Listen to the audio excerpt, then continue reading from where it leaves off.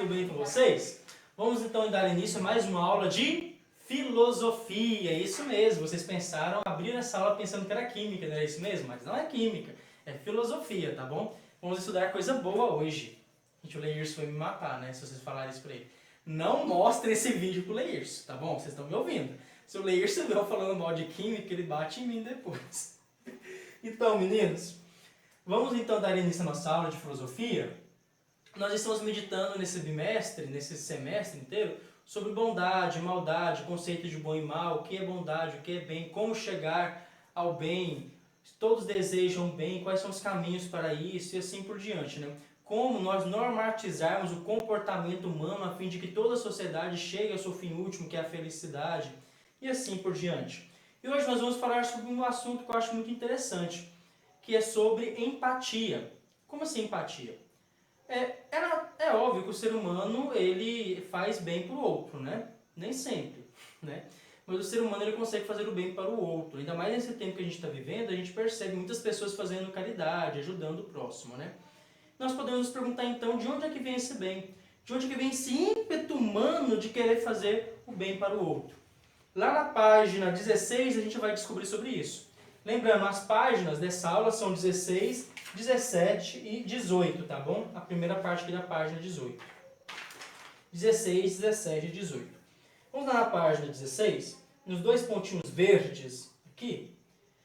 Reconhecer a humanidade do outro, estendendo a ele a preocupação e o cuidado de si que se tem para consigo. Esse pensamento aqui segue um pouco o que Kant fala. Que, por que eu faço bem para o outro? Porque eu reconheço nele um igual.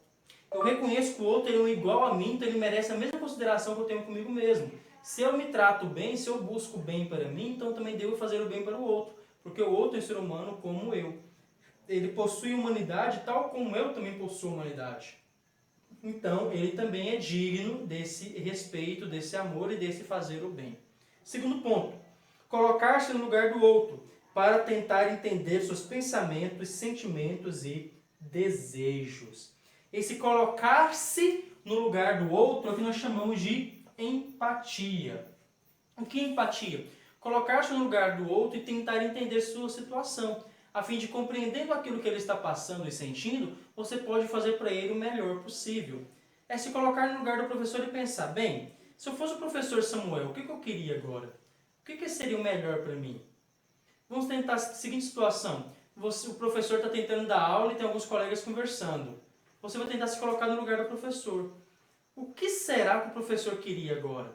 Atenção, que todos fizessem silêncio e prestassem atenção na aula. Isso é empatia. Colocar-se no lugar do outro e tentar entender o que o outro está passando. Então, a partir daí, você poder fazer para ele aquilo que é o melhor. Aquilo que é o melhor segundo a visão dele. Não o que é melhor só segundo a sua cabeça. Porque talvez a gente tenha uma ideia do que seja bom para o outro. Mas nós já tentamos nos colocar no lugar dele para ver se de fato o que nós pensamos é realmente bom para ele. Vai fazer efeito na vida dele? Colocar-se no lugar do outro. Tentar entender sua situação. Para a partir daí nós podemos agir. Possamos fazer algo de bom para ele. Vamos ler juntos esse último parágrafo aqui. Ter empatia é buscar colocar-se mental e afetivamente, ou seja, afeto, emoções, sentimentos, no lugar de alguém. Tentar ver o mundo sob o olhar da outra pessoa. Isso é muito importante. Tentar ver o mundo sob o olhar da outra pessoa. Pensar de acordo com as ideias dela. Sentir o efeito das emoções que envolvem. Isso não significa que devemos nos tornar iguais a essa pessoa, abandonando o nosso próprio pensamento e sentimentos. Trata-se apenas de pensar, julgar por um momento, como se estivéssemos no lugar dela, experimentando suas alegrias e dificuldades, a fim de tentarmos entendê-la. Então, a empatia é esse ato de colocar-se no lugar do outro, em tentar entender essa situação e a partir daí fazer algo de bom para ela. A empatia ela não para só no colocar-se no lugar do outro e tentar entender, mas ela continua em fazer algo de bom para aquela pessoa. E o fazer algo de bom para essa pessoa é algo que está fundamentado na sua experiência de colocar-se no lugar do outro, de entender o outro. E a partir desse entendimento que você tem do outro, é que você pode fazer algo para o outro, entenderam? Isso que é empatia, dois movimentos. Primeiro, colocar-se no lugar do outro. Segundo, fazer a partir daí algo para o outro. Então nós temos dois momentos intimamente ligados. Fazer algo para o outro sem tentar entender o que ele está passando, sem estar na situação dele, é inválido. E só se colocar no lugar do outro, entender a situação dele, mas não fazer nada para ele, também não vale a pena, também não resolve. Então tem que ser os dois momentos, colocar-se no lugar do outro e fazer algo para ele. Isso sim é empatia. Tá bom, Samuel, porque a gente está falando de empatia, ela parece uma coisa importante. Sim, gente, ela é uma coisa importante. Eu destaquei aqui uma situação em que a empatia é importante. É claro que em toda a nossa vida, em todo o nosso relacionamento de pai e mãe, de filhos, de namorados, de amigos e etc., você precisa de empatia. Mas eu vou destacar aqui uma situação em que ela é imprescindível e que dela depende o bem-estar e a vida de muitas pessoas. A empatia na política. Por que na política? Os políticos são responsáveis por fazer as leis. E quando eles fazem as leis, eles atingem a sociedade em toda a sua totalidade, todas as classes sociais. Então, ao fazer as leis, o político deve, quando faz a lei para todas as pessoas, ele deve fazer essas leis de modo impessoal, fazer as leis para outros, ou ele deve usar de empatia na formulação dessas leis? Tentar entender qual é a lei mais adequada para cada pessoa, para cada grupo de pessoa, para cada situação, colocar-se no lugar dessas situações. E aqui eu destaquei 3 grupos. O grupo dos índios, sobre o aborto e sobre violência doméstica. Em relação aos índios, como é que nós devemos fazer leis para os índios? A demarcação de terras indígenas é algo bom ou ruim? Tente se colocar no lugar deles agora. Você mora numa terra que seus antepassados moraram há muito tempo. Você nasceu lá, você não escolheu não, tá? Você nasceu naquela tribo, naquele povo, com aquela cultura, com aquela língua. E seu povo mora naquela terra há muitos, muitos, muitos anos. Aí chega outro povo, no caso nós, há pouco tempo, 500 anos, os índios estão aqui muito mais. Tomamos conta do país e queremos tomar até o pouco de terra que eles ainda têm e ainda chamamos eles de vagabundos e à toa. Isso é justo? É certo você chegar e chamar eles de vagabundo à toa e querer tomar a terra deles? Se eles nasceram ali, sempre os antepassados deles sempre estiveram ali, vivem a vida deles, a cultura deles, e agora eu vou querer tomar e matar se for preciso para tomar aquilo? Cadê a empatia? Cadê o colocar-se no lugar do outro? Que tipo de leis então devo fazer para proteger os índios? Aborto. Se você é contra ou a favor do aborto, não me importa. O que eu quero que você pense é, se coloque por um instante na vida, na cabeça de uma mulher que quer fazer o aborto. Por que ela quer fazer o aborto? É simplesmente porque ela quer matar? Não, vou engravidar porque eu quero matar uma criança. Não, ela engravidou, beleza. Por que ela não quer ter essa criança? Ela não tem dinheiro? Ela não tem uma situação, estrutura emocional para cuidar da criança? O pai é casado? Os pais dela não aceitariam, bateriam nela, expulsariam ela de casa, ela teria que criar essa criança na rua? Pense por um segundo. O que leva a mulher a fazer o aborto? E a partir daí, tentando entender, o que então nós podemos fazer para ajudar essa mulher? Qual que é o problema dela? Tentando entender a vida dela, está dentro da cabeça dela, nós podemos então tentar resolver o problema dela. A partir daí eu posso fazer leis em relação ao aborto que sejam eficazes, que realmente resolvam o problema. Porque eu tive empatia e coloquei no lugar dessas mulheres que querem abortar, tentei entender a vida e os problemas dela, e a partir de agora as minhas ações são voltadas para solucionar esse problema dela, esse problema real dela. Porque enquanto eu estou no meu escritório só pensando o que é o aborto, eu faço uma lei lá que não tem nada a ver com a realidade. Quando eu uso de empatia, entro na vida daquela pessoa, nos sentimentos daquela pessoa, a minha lei é válida, ela pega em cheio o problema. Porque eu senti o problema, eu tentei entender o problema. Terceiro, violência doméstica.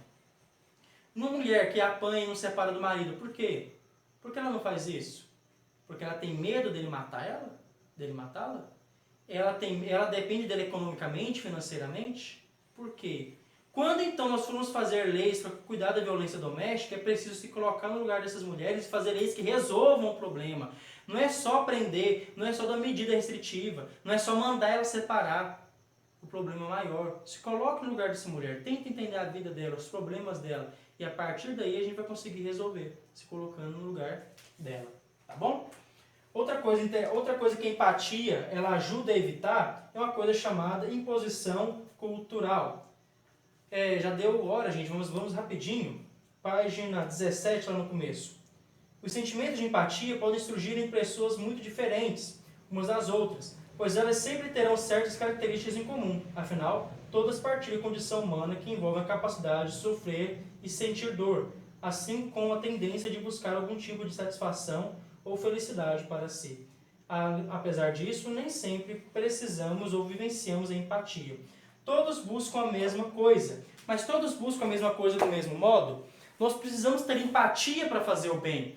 Vou ler aqui um exemplo para vocês de o que aconteceu nos Estados Unidos, dos americanos tentaram ajudar algumas tribos indígenas, uma tribo indígena, levando jovens indígenas para estudar nas escolas deles, dando toda a alfabetização, dando todo o conhecimento científico da época.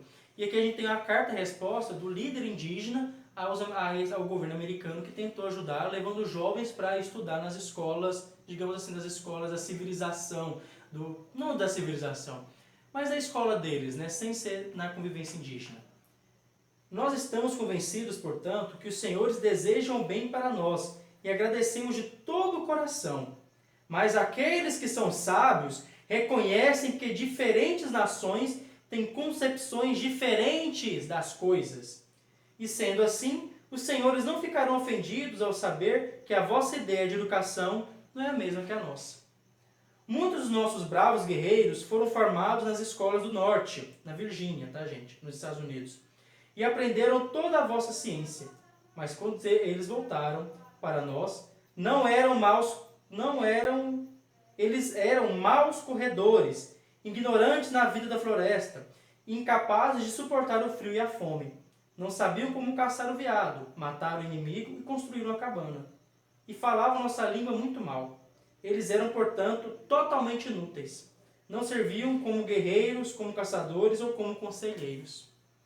Ficamos extremamente agradecidos pela vossa oferta e, embora não possamos aceitá-la para mostrar a nossa gratidão, oferecemos aos nobres senhores da Virgínia que nos enviem alguns de seus jovens para que lhes ensinemos tudo o que sabemos e faremos deles homens. Então, o governo da Virgínia quis ajudar, mas não usou de empatia. Nos colocou no lugar dos índios. Se perguntar, se eu fosse um índio, o que era melhor para mim? O que eu devo saber? O que é o melhor? Mas apenas fez o bem segundo a cabeça deles. O que era o bem para eles, eles colocou como se fosse o bem para o índio, mas o bem é diferente. Ele diz muito claro aqui, o indígena, olha, diferentes nações têm concepções diferentes das coisas. Tem valores diferentes, então por isso eu tenho que me colocar no lugar do outro. Senão eu vou fazer muita coisa que não vai ter serventia nenhuma, não vai ter valia nenhuma. Vão ser coisas inúteis. Então até para fazer o bem, a gente tem que pensar e usar a cabeça para não ser um bem inútil. Tá bom? Como tarefa de casa, gente, vocês vão fazer a página 17, tá bom? Página 17 aqui. E vocês vão fazer, segundo a leitura da Ética e Cidadania, uma pesquisa para mim que vai ser um trabalho.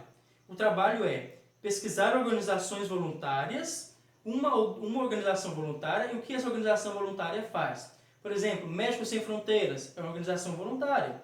E outras que vocês vão ver. Leiam aqui a Ética e a Cidadania, essa página aqui, vocês vão entender o que é organização voluntária.